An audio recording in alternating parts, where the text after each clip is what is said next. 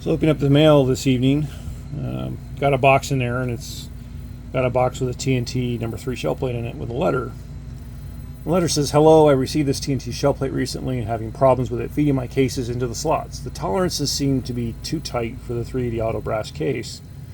It also seems to rub and restrict the rotation during each cycle, so I'd like to return this for full credit as I'm not happy with the manufacturing of the shell plate." Wow, not happy with the manufacturing of the shell plate. Well, of course, I've got to take a look at it and determine what's going on here. I don't want to have shipped out a bad product or find out we've got a bad batch out there somewhere of plates that we're going to have to go deal with. So take the plate, take a look at the date code on the plate, 010521, January 5th last year. We had no returns on that batch for any problems or any issues. Nobody's complained about pockets being too tight on any type of case. So that would be unusual. One of the steps that these plates go through before TNT ships them out is they all get case gauge. They have a special gauge that they built for each one of these pockets. So they gauge each one of them before they put it in the bag and ship it out. Time intensive process on their part, but it's to make sure that things are good to go before they go. So that's good. No real issues there. I looked at the plate over, and you could see that a nut had been applied to the plate, but it had just the bare minimum of, you could tell that it had been on there, not that it had been run with any length of time. On the bottom side of the plate, there's the normal transfer of the stainless steel indexing ball to the locating pockets between them. It forms kind of a circle in there, but nothing to show that it had actually been run any length of time. Plate's dry. When we set up on our CP test bed here, pull the tool head off so you can see this. This is a completely dry machine on top. There's no graphite, there's no grease. Let's take a look at it and see how it's running.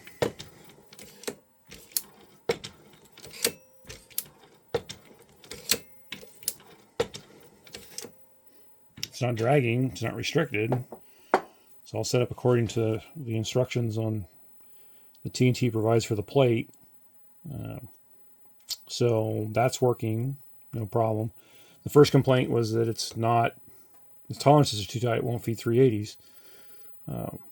So grab some of our test 380 brass, which is uncleaned, unprocessed, so it's worst case scenario. Nope. Plug right in.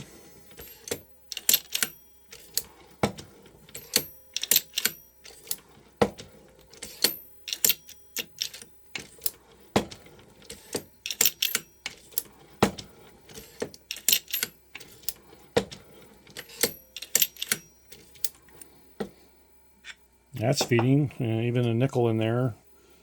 These are all various head stamps, Federal and let's see, that was a Federal. That was Winchester. Somewhere in here usually. Yep, there's. And then there's a PMC. So Korean and U.S. manufacturer, a nickel case, that's in there as well. They're all just feeding, no problem. So there's no issues there. So get down to, not knowing how they set their machine up, suspect that they've done what a lot of people do, which is, hey, I want to run 380. What do I need? I already have the following kits, and they find out, well, all you need is a number 3 shell plate. Because your machine's in 9mm, you just need a number 3 shell plate and you'll be fine. Well, it's not true. So Dylan actually, the 380 kit actually does have 2 unique parts in it. It's an expensive kit to buy because it's got 2 unique parts in it, but what it doesn't come with is the same small pusher that you would get with a 9mm. It comes with a unique pusher that's angled and narrower in the case slot or in the hook here because it's designed for 380. That's all this is designed for, is to run 380 cases through. So it's a unique part. If you try to run the 9mm or you run the small, With the case, the problem is that one, the slot's bigger, so the case has got room to move and tilt, and because it's so tall, there's a lot of pressure being applied across the very top of the case, because these are all cut out on the bottom, so you got a lot of push on the top. And with the 381, the way it's cut, more of that push is kept down here in the bottom of it, as close to the base as possible, instead of up here where it can get tilted out. So suspect that possibly they're trying to use a small. They may also be trying to use the 9 insert, the green insert, instead of the white insert in the feed tube. The difference is the 223 insert has a big notch in it right here for the 223 cases. It's the same diameter. They just don't cut the notch for the 381. In a bind, you can turn that one around if you really want to make that work, instead of buying the full-length one from Dillon. But you definitely have to get this case pusher to run 380 successfully.